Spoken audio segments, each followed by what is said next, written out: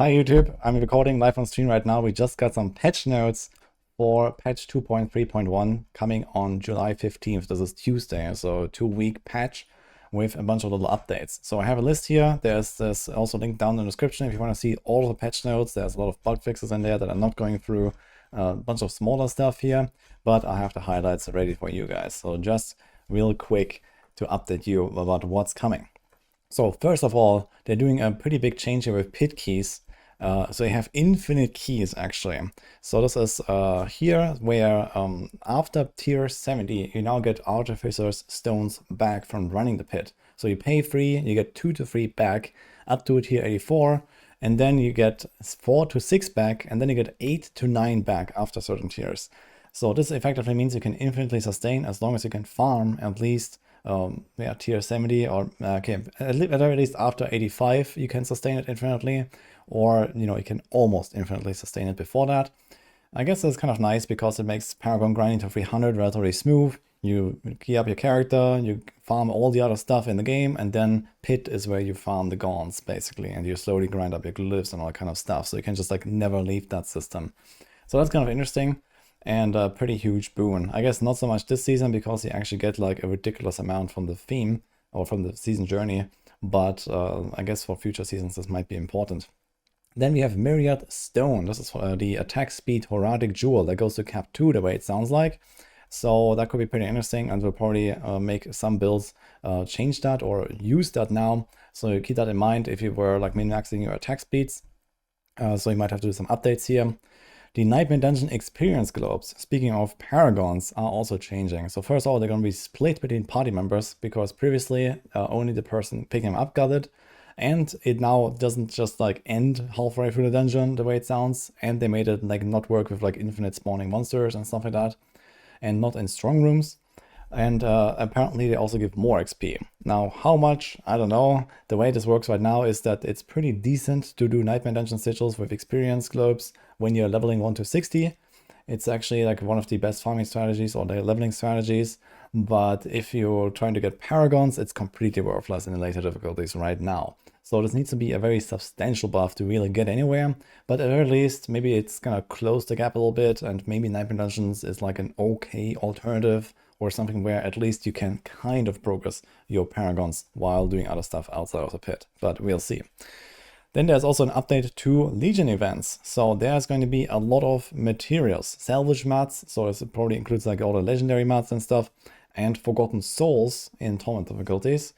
So that might be a thing now to target farm them. Previously, the only real way to get this was farming bosses, which was pretty much the answer to everything. If you want gold, you farm bosses. If you want souls, you farm bosses.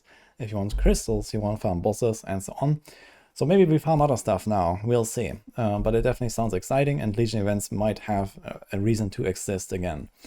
And they're also buffing Material Reserve, so it's kind of similar thing. Material Reserve is a Nightmare Dungeon affix that does kind of the same stuff. It drops souls and some, salvage mats and so on. So maybe that is really good now as well to kind of stock up on those mats, and you don't just have to farm bosses now. So yeah, that's kind of interesting here. We have a bunch of build buffs here, so we have this up here. There's a few little things on the Spiritborn, especially Stinger, Payback, and Razor Wings. I actually played Razor Wings the other day. That was pretty decent. So that's getting a bit better than that. So that's nice. And then we have some big buffs here. So like big buffs means like 50% plus. We have like some big update here on Hoda, for example. Upheaval, they're getting some chunks. Frozen Orb, Ice Shards on a Sork. We're talking about direct damage Ice Shards, not Asheraf shenanigans.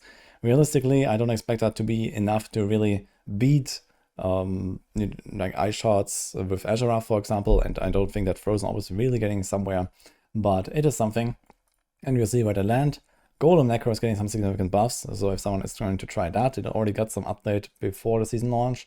And Flurry as well is getting buffs, so that is really good. So in general, Rogue has basically just good builds now, with the exception of maybe Rapid Fire. So that's kind of interesting. And yeah, we'll see about the Barb core skill stuff here. So I'm not really that hopeful that they're really making a huge comeback. They're kind of far down right now, but it is one step in the right direction at least. We have some smaller buffs as well. So I mentioned these. There's Pulve buff, which is very surprising considering Pulverize is basically the number 3 build in the game or so right now. And that is going to probably advance to number 2 now. And if Spiritborn's bugs are ever gonna get fixed, then Pulv is like the number 1. And not just that, unfortunately, they didn't fix the Pulv puddle bug. So when they do that, then Pulv is definitely at the top, behind the Spiritborn at least. So that's kind of interesting. Yeah, very surprising, but okay. A bunch of other stuff here: Rend, Whirlwind, Double Swing, Fawn's Bath, Meteor. They buffed the Battle Frenzy Amulet.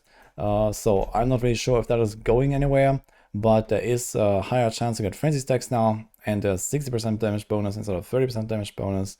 So at the very minimum, this sounds like a pretty good like starter amulet when you're first gearing out a barb. I'm not sure if that's really gonna make its way into any builds though, so we'll see about that. And then there's a bunch of like important bug fixes. So number 1, I guess, is the Infinite Opticite thing from the season quest. So you can now pick out the Blood Relic, guys. And well, don't worry, we have many other good ways of farming Opticite. I will be talking about that. Then we have Equipment Delve now works, and it's like faster channels and gives you better stuff. So that was one of the 9-dimensional affixes that was just kind of like broken and annoying. Then we have Butcher now drops loot when it spawns from the affix. That was a bug. Weapon swapping with anomalies works. Ether counter in hordes, maybe. There was a very interesting patch note about it is now showing when you teleport in from a Horatic strong room. It's this here. But I don't think this was really the problem. So who knows if that is actually fixed. And of course, various stability, performance, visual, and UI improvements, guys. So this is the patch.